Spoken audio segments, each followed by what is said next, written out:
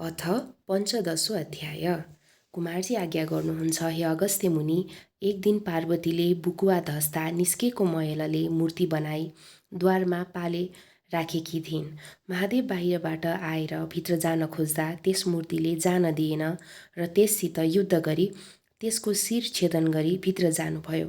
अनि पार्वतीले महादेवसित द्वारमा कोही बसेको थिएन भनी सोधिन् र महादेवले त्यसको त मैले शिर छेदन गरेर आएँ भन्नुभयो। अनि पार्वतीले त्यो त मेरो पुत्र हो, किन शिर छेदन गर्नुभयो भनी पुत्र भावले स्नेह र शोक गर्न लागिन्। अनि महादेवले हे पार्वती, मैले थाहा नपाएर त्यस्तो गरेँ, बचाइदिन्छु, शोक नगर भनी बुझाई आफ्ना गणहरूलाई डाकी हे गण हो, चारै दिशामा गई पहिले जे भेट्दछौ त्यसको शिर छेदन गरेर ल्याऊ भनी चन्द्रबाण दिएर पठाउनुभयो।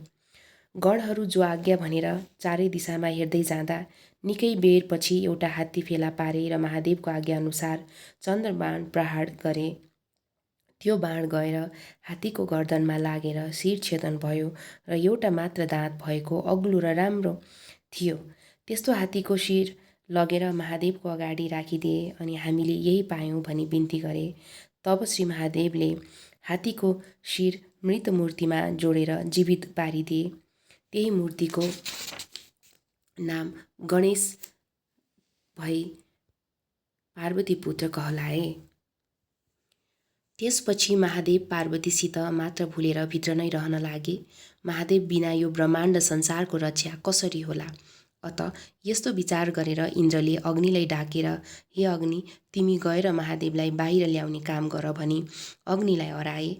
इन्द्रको वचन सुनि अग्निले हवस भनी कैलाश पर्वतमा गएर भित्र जान लाग्दा द्वारपालले जान दिएनन् र वायु रूप भई ताल छिराउने प्वालबाट भित्र पसेर भिक्षुक रूप भई महादेव पार्वती एकान्त गरिरहेका स्थानमा पुगे। त्यस्तो किसिमले भित्र आएका अग्निलाई देखेर महादेव रिसाई भस्म गर्न लाग्नुभयो। तब जगतमाता पार्वतीलाई दया लाग्यो र बिन्ती गरिन्, हे नाथ, भिक्षा माग्न आएका भिक्षुकलाई भस्म पार्नु अनुचित हो, नजानेर आएछन्, बरु केही दिउँ र जाउन् भनिन्। अनि महादेवले आफ्नो हातमा वीर्य थापेर लौ भिक्षाले भनेर दिनुभयो। अग्निले पनि त्यो वीर्य निलिदिए। शिवको अमोघ वीर्यले अग्निलाई गर्व रह्यो र अग्नि डराई यो अनर्थ हुन लाग्यो भनी त्यहाँबाट गङ्गाको किनारमा गएर कुशको झाङमा उकेलिदिए। त्यो वीर्य आगो लागे बले झैँ बलिरहेको थियो। सप्तऋषिका पत्नीहरू गङ्गा स्नान गरेर फर्कँदा आगो बलेको देखेर कसले आगो बालेर गएछ, ताप्न जाउँ भनेर गए। एउटीले चाहिँ अर्काले बालेको आगो ताप्नु हुँदैन भनी गइनन्। 6 जना आगो तापेर घर गए। ती आगो ताप्ने जतिलाई गर्व रह्यो र ऋषिहरूले थाहा पाए। तिमीहरूलाई कसरी गर्व रह्यो भनी सोधे। ऋषि पत्नीहरूले केही उत्तर दिन सकेनन् र ऋषिहरू रिसाए, श्राप दिए। अनि ती ऋषि पत्नीहरूले त्यो वीर्य गङ्गामा उकेली आकाशमा गएर षट्कृतिका तारा भइरहे। त्यही वीर्यबाट षट्वक्र अर्थात् 6 मुख भएका कुमार उत्पन्न भएर गङ्गाका पुत्र भई श्री महादेव कहाँ कैलाशमै रहे। त्यसपछि कुनै दिन महादेवले गणेश र कुमार दुवैलाई डाकेर आज्ञा भयो, हे गणेश, हे कुमार, दुवैलाई डाकेर आज्ञा भयो, हे गणेश, हे कुमार, तिमी दुवैजना गएर सुमेरु परिक्रमा गरेर आऊ। जो पहिले आउला त्यसलाई वरदान दिनेछु। यति श्री महादेवको आज्ञा सुनि कुमार मयूरमा चढेर सुमेरु परिक्रमा गर्न हिँडे। कुमार हिँडेको देखेर गणेश आत्ती अब कसो गरौँ भन्दै आफ्नो वाहन मुसो छेउ गए। मुसोले गणेशलाई चिन्तित देखेर हे विनायक, किन चिन्तित हुनुभयो, के आपत आइपर्यो भनी सोध्यो। अनि विनायकले भने सुमेरु परिक्रमा गरेर आओ भनी महादेवले आज्ञा भएको र कुमार हिँडिसकेको सारा कुरा सुनाइसकी अब कसो गरौँ त त्यस्तो, म यस्तो लामो सुँड र ठुलो पेट भएको, म हिँड्नै सक्दिनँ। यदि विनायकले भनेको सुनि मुसो भन्दछन्, हे गणेशजी, तपाईँलाई म केही ज्ञान दिन्छु, सुन्नुहोस्। महादेव, पार्वती र गङ्गा तिनैजना बसेको स्थानमा गएर अञ्जली जोरी, हे माता पिता, मेरा सुमेरु पर्वत पनि हजुर, सम्पूर्ण देवताका देवता पनि हजुर भनी 3 प्रदक्षिणा गरेर दण्डवत गर्नुहोस् अनि हजुरलाई अवश्य वरदान प्राप्त हुनेछ। आफ्नो वाहनको अर्थी मानेर गणेशजीले त्यसै गरे। अनि महादेव प्रसन्न भइरहे, गणेश, तिमी धन्य रहेछौ, वरदान ल्याऊ। स्वर्ग, मर्त्य, पाताल तिनै लोकमा कसैले कुनै पनि काम तिम्रो पूजा नगरेर गर्यो भने सिद्ध हुने छैन। यस्तो वरदान दिनुभयो। उता सुमेरु परिक्रमा गर्न गएका कुमार आइपुगेनन् र गङ्गाले महादेवसित बिन्ती गरिन्, हे जगदीश्वर, गणेशले वरदान पाए तर मेरो पुत्र कुमार आइपुगेनन्। गङ्गाको वचन सुनि महादेव भन्नुहुन्छ, हे गङ्गे, तिमी स्वस्थानी परमेश्वरीको व्रत गर अनि तिम्रा पुत्र कुमार आइपुग्नेछन्। यति शिवले आज्ञा भएको सुनि प्रसन्न भइन् र व्रत विधि सोधिन् अनि महादेवले स्वयं व्रत विधि बताउनुभयो। हे गङ्गे, पौष शुक्ल पूर्णिमाको दिनदेखि हात खुट्टाका नङ काटी स्नान गरी पवित्र भई एक भक्त रही एक चित्त गरी मेरो पुत्र कुमार झट्ट आइपुगोस् भनी नित्य मध्याह्न कालमा श्री महादेवको पूजा गर्न लागिन्। महिना दिन भयो र माघ शुक्ल पूर्णिमाको दिन अष्टोत्तर 100 रोटी, अष्टोत्तर 100 बेली पुष्प, अष्टोत्तर 100 अक्षता, अष्टोत्तर 100 पान, अष्टोत्तर 100 कुटका सुपारी र पञ्चामृत वस्त्र, फलफुल, धूप दीप नैवेद्य आदि समस्त वस्तु तयार पारेर आरसीमा ओमकार लेखी स्वस्थानी परमेश्वरीको पूजा गरिन् र अर्घ्य दिई स्तुति गरिसकेर प्रसाद झिक्न लाग्दा स्वस्थानी परमेश्वरीको व्रतको प्रभावले कुमार आइपुगे अनि गङ्गाले धन्य श्री स्वस्थानी परमेश्वरी भनी आफ्नो पुत्रलाई प्रसाद र आशीर्वाद दिइन्। अनि कुमारले महादेव कहाँ गई बिन्ती गरे, हे पिता, म पनि वरदान पाऊँ। अनि महादेवले आज्ञा भयो, हे कुमार, स्वर्ग मर्ते पाताल तिनै लोकमा कसैले केही काम गर्दा पहिले तिम्रो पूजा नगरेर गरे त्यो कार्य सिद्ध नहोस् भनी वरदान दिनुभयो। यति कथा सुनिसकी अगस्त्य मुनि बिन्ती गर्दछन्, हे कुमार, तारकासुर दैत्यले कसको तपस्या गरेर वरदान पाई अमरावती समेत लियो, फेरि त्यसलाई कसले र कसरी मारे र इन्द्रले अमरावती प्राप्त गरे, यो वृत्तान्त आज्ञा गर्नुहोस्। यति अगस्त्य मुनिको बिन्ती सुनि कुमारजी आज्ञा गर्नुहुन्छ, हे मुनि, कश्यप ऋषिको पुत्र तारकासुर एक दिन दुग्धप्रभा तीर्थमा स्नान गर्न गएको थियो।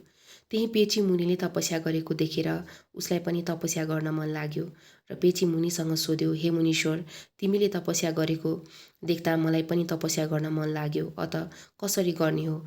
मुनिले भने, हे तारकासुर, तिमीलाई तपस्या गर्ने इच्छा भए यिनै दुग्धप्रभा नदीको सिंहासनमा हिमालय पर्वत छ, त्यहीँ गई ब्रह्माजीको तपस्या गर। मुनिको उपदेश सुनि त्यतैबाट सरासर हिमालय पर्वत पुगी ठुलो कष्ट सहेर 1000 वर्षसम्म ब्रह्माको तप र आराधना गर्यो। अनि ब्रह्माजी प्रसन्न भएर सामुन्ने आई आज्ञा भयो, हे तारकासुर, तिम्रो तपस्याले म प्रसन्न भएँ, वरदान माग। अनि तारकासुरले ब्रह्मालाई दण्डवत प्रणाम गरी बिन्ती चढायो, हे ब्रह्मा, हजुरले सृष्टि गरेका 5 वर्ष नागिसकेका कुनै पनि प्राणी मलाई सङ्ग्राममा मार्न नसकुन्, फेरि जसले मेरो शिर भूमिमा खसाल्ला त्यसको पनि तत्काल शिर फुटेर मर्योस्, फेरि म समस्त देवतालाई जित्न समर्थ हुँ। यस्तो भन्दा ब्रह्माजी तथास्तु भनी ब्रह्मास्त्र समेत दिई अन्तर्धान हुनुभयो। त्यसपछि तारकासुर उन्मत्त भएर कसैलाई तीर्ण बराबर पनि नठानी अनेक दानव साथ लिई अमरावती गयो। त्यसरी सैन्यसहित तारकासुर आएको देखि देवराज इन्द्र रिसाई सकल देवता साथ लिई आफ्ना शस्त्रास्त्र लिई सङ्ग्राममा अघि सरे। दुवै पक्षको भयङ्कर युद्ध हुँदा देवताहरूले तारकासुरका कोटी कोटी सैन्य मारिदिए। आफ्ना सेना त्यसरी नाश भएका देखि तारकासुरले आफ्ना गुरु शुक्राचार्यलाई बिन्ती गर्यो, हे गुरु, देवताहरूले मेरा कोटी कोटी सेना मारिसके, के उपाय गरौँ? अब हजुरले हाम्रो उद्धार गर्नु पर्यो। तारकासुरको त्यस्तो प्रार्थना सुनि शुक्राचार्यले सञ्जीवनी विद्याको प्रयोग गरेर जल छर्किदिन साथ मरेका दैत्य समस्त जीवित भएर फेरि युद्धमा अघि सरे। त्यसरी आफूले मारिसकेका दैत्यहरू फेरि शुक्राचार्यले बचाइदिएको देखि इन्द्र रिसाई ऐरावत हात्तीमा चढेर वज्र प्रहार गरे। यसरी देवता र दैत्यको 10,000 वर्षसम्म घोर युद्ध भयो। त्यसमा दुवै पक्षका कोटी कोटी सेनाको संहार भयो। दैत्यहरू मरे पनि शुक्राचार्यले बचाइदिने र देवताहरू मरेको मरै हुने भए। इन्द्र समेत समस्त देवता हार मानी स्वर्गबाट भागी गुरु बृहस्पति कहाँ गएर सङ्ग्रामको सारा स्थिति बताए।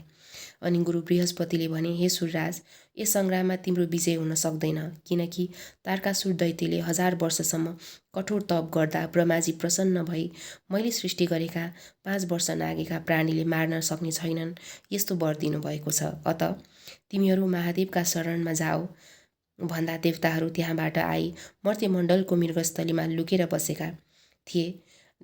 देवताहरू भागेपछि तारकासुर तिनै लोकको राज्य भोगी सुखपूर्वक रहेको थियो। हे मुनि, अमरावतीबाट लखेटिएका सुरेन्द्र धेरै कालसम्म त्यहीँ लुकिरहे। पछि एक दिन समस्त देवताले डाकेर भने, हे देवता हो, पापिष्ट तारकासुरले अमरावती खोसेर हामीलाई दुःख दिएको धेरै समय भइसक्यो। अब त्यसको संहार गरेर फेरि अमरावती लिनु पर्दछ। त्यो कसरी भने, महादेवका कुमार गणेश 2 पुत्र भएका छन्। तिनले हाम्रो शत्रु तारकासुरलाई अवश्य मारिदिनेछन्। अब कैलाशमा महादेवसित आफ्नो दुःख बिन्ती गरौँ। यति सल्लाह गरेर सबै देवतासहित इन्द्र शिवजी कहाँ पुगे अनि हे जगदीश्वर, पापिष्ट तारकासुरले अमरावती खोसी हामीहरूलाई दुःख दिएको धेरै काल भयो। अब त्यसको संहार गरी समस्त देवताको कल्याण गर्नुहोस्। इन्द्रादि देवताहरूको यस्तो प्रार्थना सुनि महादेवले भन्नुभयो, हे देवता हो, तारकासुरलाई मैले मार्न हुँदैन। मेरा पुत्र कुमारले मारिदिनेछन्। अब समस्त देवता, यक्ष, गन्धर्व आदि कुमारलाई सेनापति बनाई युद्ध गर्न जाऊ। पछि म पनि आउनेछु। यति महादेवको आज्ञा सुनि इन्द्रादि 33 कोटी देवता, यक्ष, गन्धर्व, भूत, प्रेत, प्रथम गण समेत भई तारकासुरसँग युद्ध गर्न पिनाक धनु लिई प्रस्थान गरे। गणेशलाई भन्न बिर्सेछन् अनि गणेशले आफ्नो वाहन मुसोसित भने, हेर, मलाई वरदान दिएर पनि हेला गरे। गणेशजीको कुरा सुनि मुसोले भन्यो, हे विनायक, हजुरलाई अन्यथा गरेको होइन, भन्न बिर्से, म अहिले सम्झाएर आउँछु भनी गएर प्रस्थान गरिराखेको पिनाक धनुको ताँदो काटेर आए। त्यस्तो देखेर देवताहरूले यो प्रस्थान भएन, विघ्न पर्यो भन्न लागे। तब महादेवले आज्ञा भयो, हे देवता हो, विघ्न परेको होइन, तिमीहरूले गणेशलाई भन्न बिर्सेछौ, उसलाई पनि लिएर जाऊ। यति महादेवले आज्ञा गरेपछि गणेशसहित सबै अमरावती युद्ध गर्न गए। देवता र दैत्यको परस्पर भयङ्कर सङ्ग्राम भयो। तारकासुर दैत्यले कुमारको रथ खचेटी 1 योजन पछि हटायो। त्यो देखेर कुमारले तारकासुरको रथ खचेटी 4 योजन पछि हटाइदिए अनि तारकासुरले खड्ग प्रहार गर्यो। कुमारले आफूतिर खड्ग आएको देखेर कानसम्म धनु खैँची तारकासुर दैत्यको घिच्रो ताकी चन्द्रबाण प्रहार गरे। त्यो चन्द्रबाण गएर दिनको सूर्य अस्ताई रातको तारा नदेखिँदै साँझको बेलामा तारकासुर दैत्यको शिर छेदन गर्यो। त्यो देखेर श्री महादेव तत्काल पुगेर तारकासुरको शिर भूमिमा पर्न नपाउँदै बीचमै समाउनु भयो। गिड युद्धभूमिमा ढल्यो। यसरी तारकासुर मरेको देखेर अरू दैत्यहरू सङ्ग्रामबाट भागेर आफ्ना प्राण रक्षा गरे अनि समस्त देवताहरूले धन्य धान्य कुमार भनी उनको गुणगान गर्दै कैलाश पुगे। उहाँ इन्द्रले बिन्ती गरे, हे ईश्वर, हजुरको कृपाले शत्रुको संहार गरेर आयौँ। अब आज्ञा पाए अमरावती जाने थियौँ। यति देवेन्द्रको प्रार्थना सुनि महादेवले तिम्रो राज्य निकण्टक होस् भनी बिदा दिनुभयो र इन्द्रादि देवताहरू श्री महादेवलाई दण्डवत प्रणाम गरी अमरावती गएर सानन्द राज्य गर्दा भए।